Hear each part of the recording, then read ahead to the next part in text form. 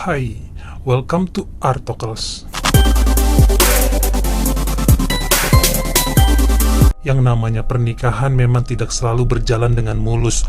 Mustahil ada pernikahan tanpa debat atau perkelahian, karena pasti ada aja rintangan menuju proses saling melengkapi.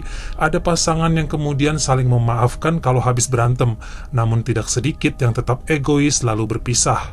Yang paling sedih sebenarnya kalau suami istri harus berpisah, tapi udah punya anak, ngorbanin perasaan anak yang pengennya ada di antara kedua orang tuanya.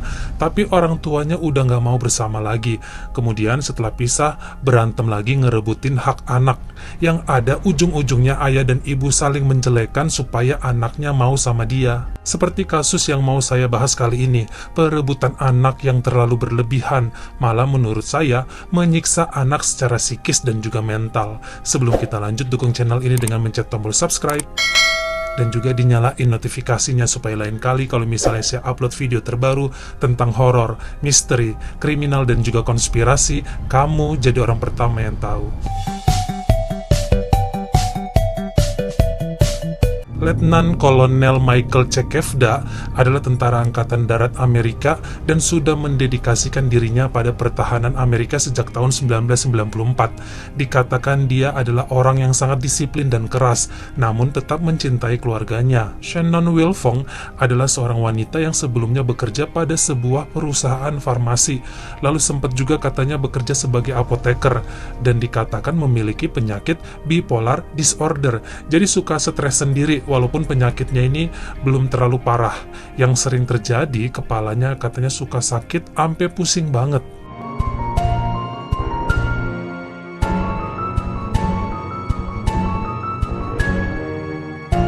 Pada suatu hari di tahun 1998, Michael dan Shannon ketemu di sebuah gereja di Chicago, Illinois, Amerika. Berkenalan karena sering ketemu hampir setiap hari Minggu dan mulai berpacaran. Namun karena penyakit bipolar ini kan suka susah ditebak. Penderitanya itu bisa moodnya naik turun dengan cepat. Jadi semasa mereka pacaran dikatakan sering berantem karena mereka juga sama-sama keras kepala orangnya. Tapi karena memang saling cinta dan sayang, setelah 2 tahun pacaran, Michael dan Shannon pun menikah pada tahun 2000. Saat itu usia Michael 39 tahun dan Shannon 28. Jadi cukup jauh beda usia mereka. Tapi setelah menikah masih aja tetap suka berantem. Jadi si Shannon ini setelah menikah malah suka mabuk-mabukan dan pesta-pesta di klub malam. Alasannya untuk ngebuang stres supaya kepalanya enggak sering pusing. Tapi justru ini kemudian yang bikin keluarga dari sang suami, keluarganya Michael gitu, merasa risih. Jadi kan mereka keluarga terhormat tentara nasional Amerika. Mereka merasa perbuatan Shannon ini bisa mencoreng citra keluarga tentara karena suaminya kan kolonel. Nah, hal inilah yang kemudian menjadi bahan keributan mereka. Terus-menerus hampir tiap hari berantem, permasalahin Shannon yang suka mabuk. Kalau Shannon bilang bahwa keluarga Michael ini gak pernah menghormati dia, keluarga Michael benci sama dia. Jadi tiap berantem arahnya ke situ aja terus. Hingga akhirnya Shannon pun hamil dan melahirkan anak mereka yang bernama Richard Cekevda. Tapi orang-orang manggilnya dengan nama Ricky. Sampai-sampai orang nggak tahu namanya Richard, jadi dipanggilnya Ricky Cekevda aja. Kita panggil aja dia Ricky ya. Jadi Ricky ini lahir pada tahun 2002. Sejak itu Shannon tidak bekerja lagi, jadi ibu rumah tangga sepenuhnya. Setelah 2 bulan kelahiran Ricky, ternyata sang ayah, Michael Cekevda, harus dikirim pada misi tentara Amerika di Irak. Hal ini mengharuskan Michael meninggalkan istri dan anaknya, jadi keluar negeri buat perang. Namun sering kontak-kontakan melalui telepon. Dikatakan penempatan di Irak itu selama 4 tahun, tapi biasanya Michael boleh pulang 6 bulan sekali. Nah, setiap kali pulang menjumpai istri dan anaknya di Amerika, Michael ini selalu mendengar kabar yang gak sedap tentang istrinya dari ibunya atau dari adik-adiknya. Katanya si Shannon ini suka mabuk dan juga pesta. Selain itu dia punya selingkuhan juga, sering ninggalin anak mereka si Ricky begitu aja, dititipin ke mertuanya. Tapi tiap kali Michael ngomong ke istrinya, Shannon malah nyolot balik, marah balik, bilang bahwa keluarga Michael ini gak suka sama dia, makanya suka bikin fitnah. Lalu Shannon marah, mecahin gelas, dan ngelempar apa aja yang ada di hadapannya. Sampai tetangga katanya sering lihat juga. Jadi Shannon emang kasar. Lalu Michael mikir lagi, ya udahlah gak usah diperpanjang. Dia malulah di hadapan anaknya yang masih balita udah berantem-berantem. Sementara dia harus kembali lagi ke Irak, menyelesaikan banyak pekerjaan lainnya, jadi dia abaikan aja semua gosip yang ada. Hingga pada akhir tahun 2006, Michael pun kembali dari tugasnya di Irak, pulang ke pangkuan keluarganya, istri dan anaknya. Namun ternyata semua tidak seindah apa yang dia bayangkan saat di Irak. Michael dikatakan cukup dekat dengan putranya, Ricky. Ricky selalu nempel sama Michael, bahkan seperti ogah-ogahan ditinggal kalau misalnya Michael mau kerja. Selain itu, Shannon, sang ibunya Ricky, sering keluar rumah, lalu terjadilah pertengkaran. Wajarlah ya kalau misalnya Michael kesal karena tiap dia kerja, Shannon juga nggak pernah ada di rumah. Anaknya dititipin ke ibunya Shannon yang bernama Diane Dobbs. Jadi mungkin karena kesal Michael yang tadinya sangat lembut, jadi sesekali main tangan, nampar istrinya, karena dia mikirkan istrinya ini nggak kerja. Jadi kenapa untuk urus anak aja nggak mau, kelayapan mulu. Sampai pada awal tahun 2007, karena sudah tidak tahan lagi dengan keadaan yang ada, Michael dan Shannon memutuskan untuk bercerai. Setelah mengumpulkan saksi-saksi dan keterangan pihak lainnya, pengadilan menjatuhkan hak asuh Ricky sepenuhnya diberikan kepada ayahnya, Michael Cekevda. Tentunya hal ini bikin sang ibu, Shannon, ngamuk di pengadilan. Tapi dalam perjanjian tetap ada kok keterangan bahwa Shannon ini boleh menemui Ricky 2 hari dalam seminggu, yaitu Sabtu dan Minggu.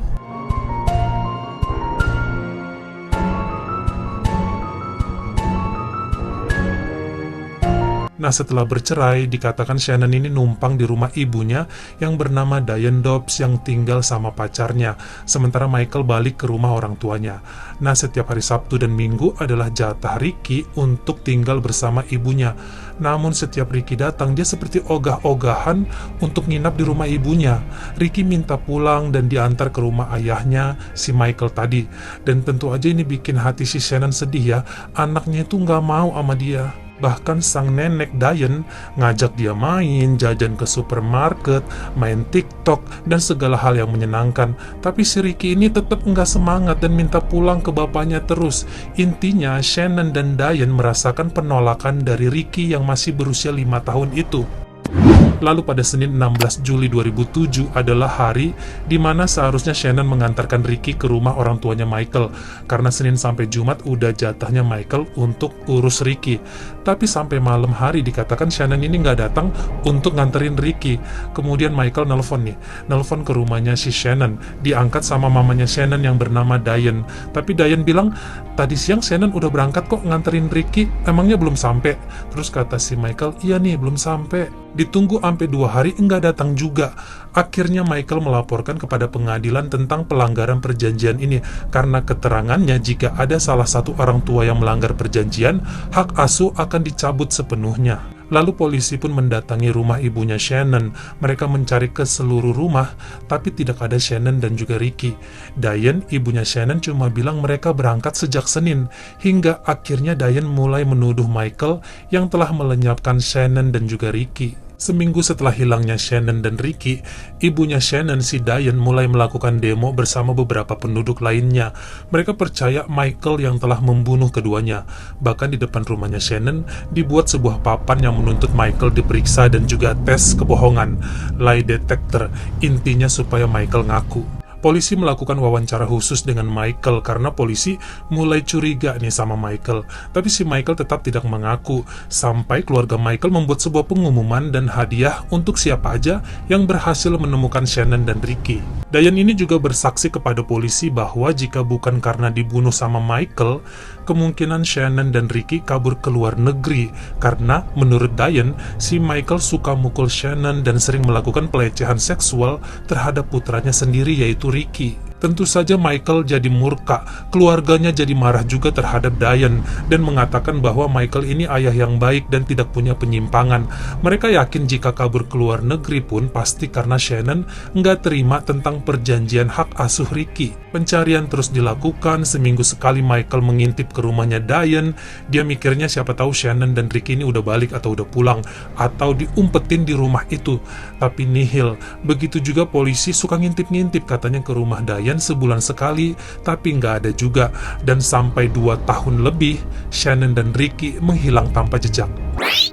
Hingga pada 12 November 2009 saat Michael sudah putus asa, dia mendapatkan telepon dari kepolisian yang mengajaknya untuk ke rumah Diane, ibunya Shannon. Jadi kepolisian mendapatkan laporan dari seorang tetangga yang katanya tidak sengaja melihat ada wanita lain di rumah Diane. Sang tetangga curiga wanita itu adalah Shannon, namun pakai rambut palsu yang pendek, jadi kelihatan seperti mirip sama Diane. Sang tetangga ngintip dikit dari jendela mengapa ada dua wanita dengan rambut yang sama. Makanya dia curiga wanita satunya lagi itu adalah Shannon. Yang bikin tetangga makin kaget adalah wanita itu kemudian mendorong sebuah lemari kecil dan masuk ke tembok di belakang lemari. Tetangga itu curiga dalam tembok tersebut ada ruang rahasia di mana Shannon menyembunyikan anaknya, Ricky. Lalu sang tetangga nelpon polisi dan menceritakan kecurigaannya. Saat itu tim kepolisian beserta Michael dan beberapa orang dari Dinas Perlindungan Anak langsung mendobrak masuk ke rumah si Diane. Mereka memaksa Diane mendorong sebuah lemari kecil, di mana si Diane ini tidak bisa berkutik lagi. Di belakang lemari, di balik tembok beton, ada dua orang yang sedang ketakutan saling berpelukan. Michael langsung memanggil nama putranya, Ricky, dengan sangat keras. Si Ricky langsung keluar dari balik tembok itu, dari gelapnya ruangan di situ. Bukannya memeluk sang ayah, namun Ricky langsung berlari ke arah jendela dan tersenyum lebar. Dia senang melihat matahari dan pepohonan di sana. Dengan tubuhnya yang kurus dan mata cekung kehitaman, dia langsung lari keluar rumah.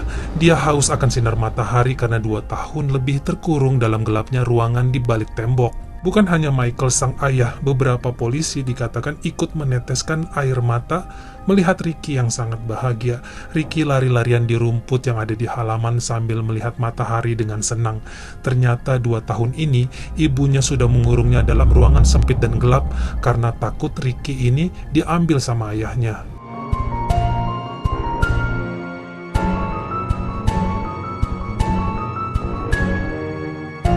Shannon beserta ibunya ditangkap oleh kepolisian atas dugaan penculikan anaknya sendiri.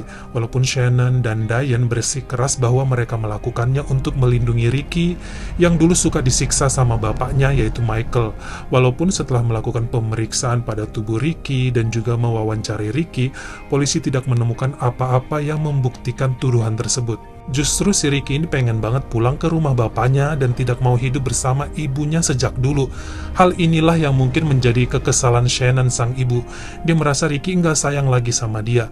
Kemungkinan dia tidak bisa ketemu Ricky lagi karena Ricky-nya aja udah ogah-ogahan.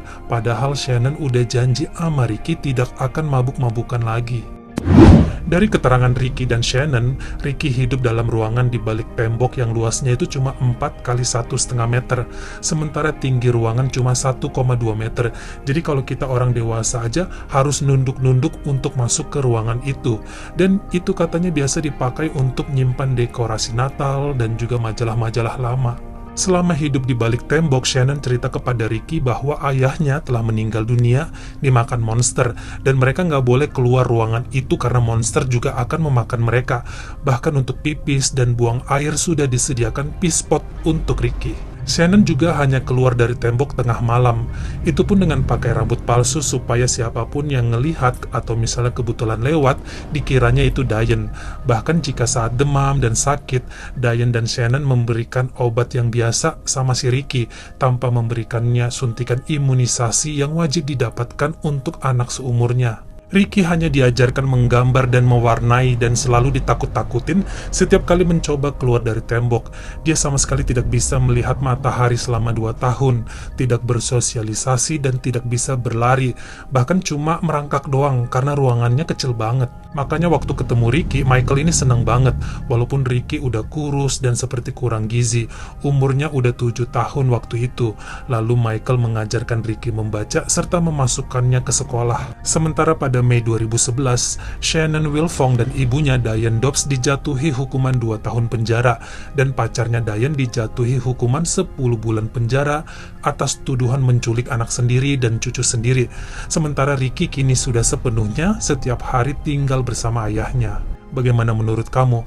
Apa salah si Shannon jika menculik anaknya sendiri karena dia merasa anaknya semakin menjauhinya? Apa pantas dia dihukum? Toh itu anaknya sendiri dan dia tidak menyiksanya. Atau kamu mikirnya ya bebaskan aja? Toh hak asuh yang hilang udah cukup untuk menyiksanya. Kamu komen di bawah. Kalau kamu suka sama video ini, jangan lupa ya klik like dan juga tombol share-nya. Komen juga kritik dan saran beserta ide-ide untuk video selanjutnya. Buat yang baru pertama kali mampir atau udah sering mampir tapi belum berlangganan, jangan lupa diklik dulu tombol subscribe dan juga dinyalain notifikasinya supaya lain kali kalau misalnya saya upload video terbaru, kamu jadi orang pertama yang tahu. Follow juga Instagram saya jika berkenan di Artokels S-nya 2, dan jangan lupa untuk nontonin semua video saya yang lainnya. Tetap jaga kesehatan, terima kasih.